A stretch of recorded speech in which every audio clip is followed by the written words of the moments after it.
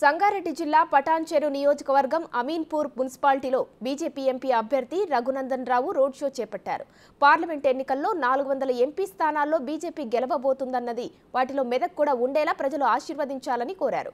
10 ఏళ్ల మోడీ ప్రజాపాలనలో అన్ని వర్గాలకు సంక్షేమ ఫలాలు అందాయన్న రఘునందన్ సోలార్ విద్యుత్ కోసం ఇస్తున్న సబ్సిడీని వినియోగించుకోవాలన్నారు.